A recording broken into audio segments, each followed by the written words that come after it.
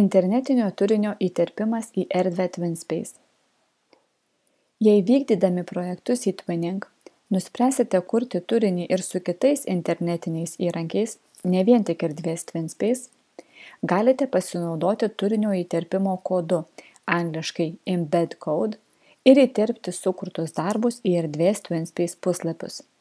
Pavyzdžiui, galite kurti apklausas su internetiniais įrankiais Pollmaker arba Tricider, skaidrių pristatymus su SlideTalk, kalbančius avatarus su Voki, animacinius pristatymus su Powtoon, nuotraukų ir video pristatymus su Animoto, viktorinas su Quizlet, minčių žemėlapis su Poplet ar net bendradarbiavimo erdvės Padlet ir įterpti juos į erdvės TwinSpace puslapius. Kaip įterpti internetinį turinį į erdvę TwinSpace? Pirmiausia, jums reikės susikurti turinį pasirinkto internetinio įrankio svetainėje ar programėlėje. Pavyzdžiui, mes sukūrėme apklausą projektui su įrankiu Tricider. Dabar reikia susirasti ir nukopijuoti įterpimo kodą. Dažniausiai įterpimo kodą rasite prie dalinimosi įrankių arba ieškokite žodžio įterpti, angliškai embed. Nusikopijavę kodą, erdvėje TwinSpace susikuriame naują puslapį arba atsidarome jau esamą, į kurį norime įterpti kodą.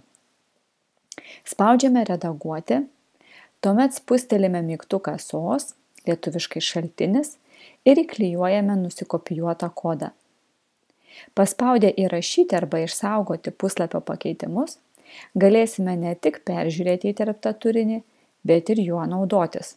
Šiuo atveju balsuoti už pasirinktą diskusijų temą. Kartais įterptas turinys rodomas iš karto jį įterpus ir dar kartą spustelėjus mygtuką šaltinis, angliškai SOS.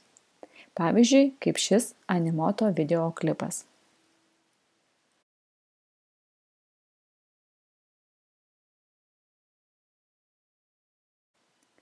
Ne visi internetiniai įrankiai ir programėlės turi įterpimo kodą, kurį galima būtų įterpti į erdvę TwinSpace. Tuomet paprasčiausiai galite nukopijuoti internetinę nuorodą ir įterpti ją į erdvės TwinSpace puslapį. Galite pasirinkti, kad turinys būtų atidaromas naujame lange. Vėliau, peržiūrint puslapį ir spustelėjus nuorodą, turinys atsidarys kitame naršyklės lange.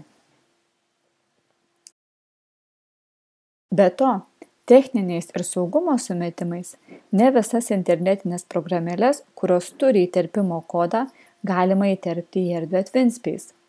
Taip yra todėl, kad kai kurie nemokami internetiniai įrankiai rodomi kartu su reklaminiais skelbimais.